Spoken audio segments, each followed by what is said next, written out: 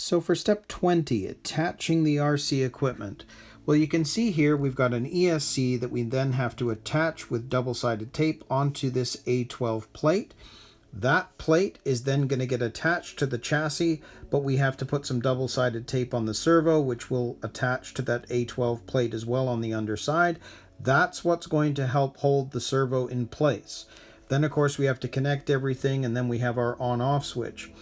Well, I'm going to be doing things a little differently with this because they're showing you the Tamiya speed controller, and it's going to fit a little differently because you can see with their on-off switch, they're showing you how to attach it with the screws, etc.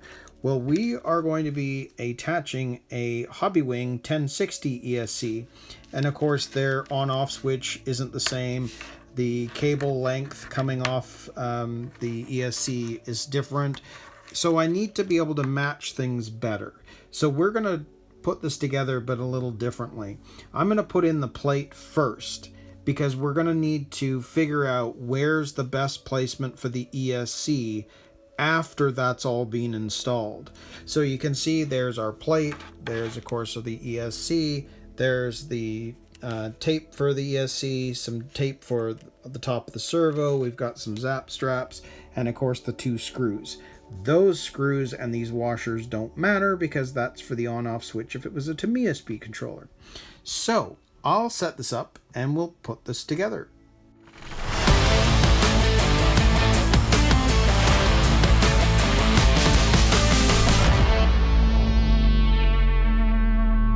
So let's get this plate installed.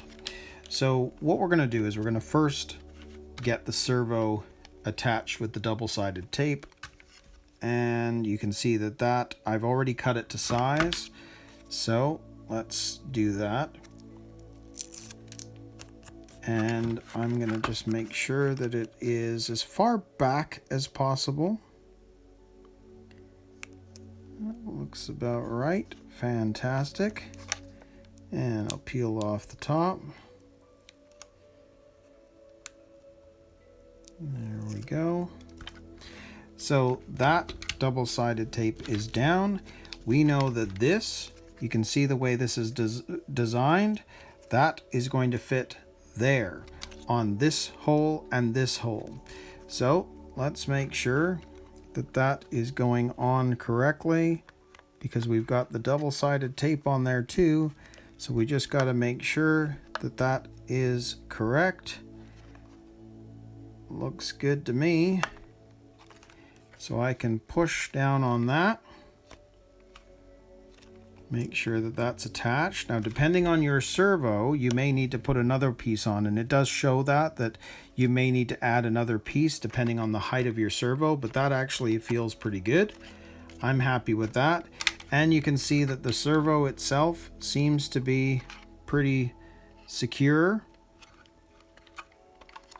It's not going anywhere, so that's fine. So what do we got to do? We need to attach this with our screwdriver.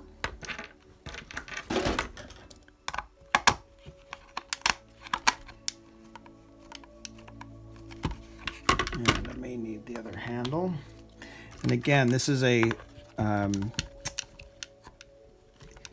tapping screw going into the hard plastic, so when you get to the end, you'll know. Now, because we've got that one, I'm going to put that one down there too first.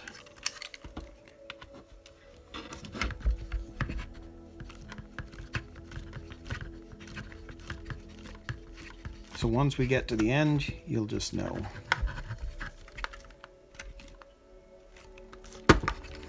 Now, the funny thing is, this screwdriver is too wide for the hole. So I'm going to have to switch this out and do it with something that's not quite right for size. But as long as I put enough pressure on, it won't come out of the hole. So same thing with the other side. And again, because it's a tapping screw, as soon as you get to the end, you'll know.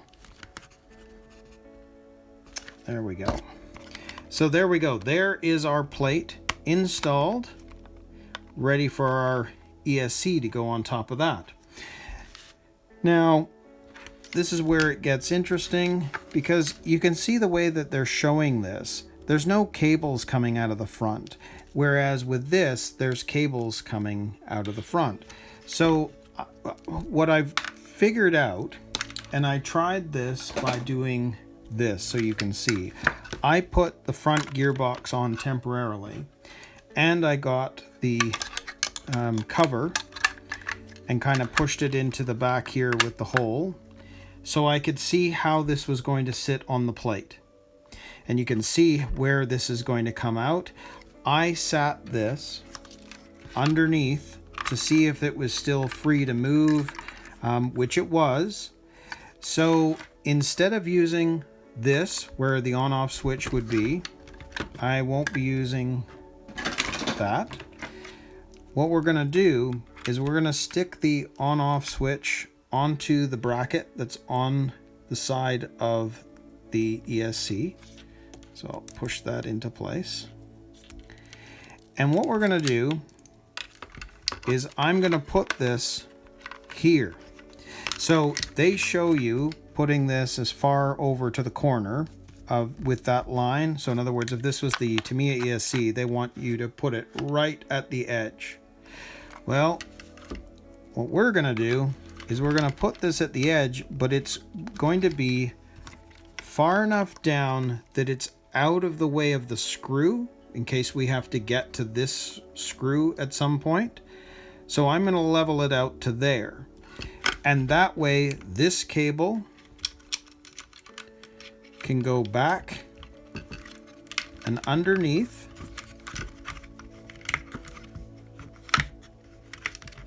So it's out of the way. There we go. So that it's out of the way of any of the drive mechanisms, because obviously there's the drive shaft that's here.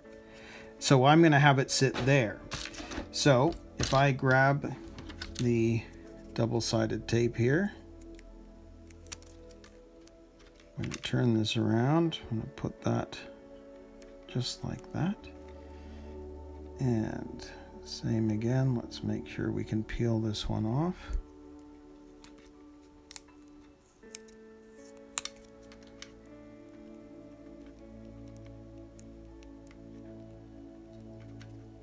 And this is going to sit still forward, but I want to sit it approximately right there.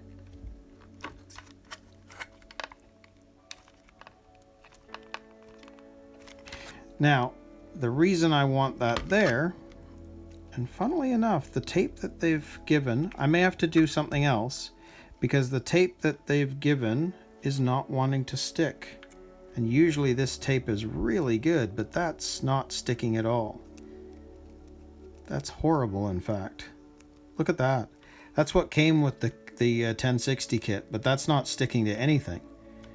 Okay, I'm going to grab something, and then we'll come back. But I got to get some more tape. That's not going to work. So there we go. There is our ESC in place. And you'll notice I've got it just off to the side here, and where this plastic little sort of strip was, they were showing it further over. We've pulled it aside. Now there was multiple reasons. I showed you how it would work with the front, but the other side of it is, if we look at the rear gearbox and we just sort of temporarily put it down and attach it, the cables here are nicely in line, and there's plenty of room. It's not going to be pulling, so you can see that it'll be plenty of length, so it's not going to be affecting the motor wires. So by pulling it this way just a little bit further, we've got a lot of play still, and these cables, you know, it's not tight. It'll be just right. So that's going to be fine. So I'll take that off for now because we're not there. So this is how I have set it up for all of the radio gear, and that means that step 20 is complete. So we can move on now to step 21, and we're going to be working on the steering rack.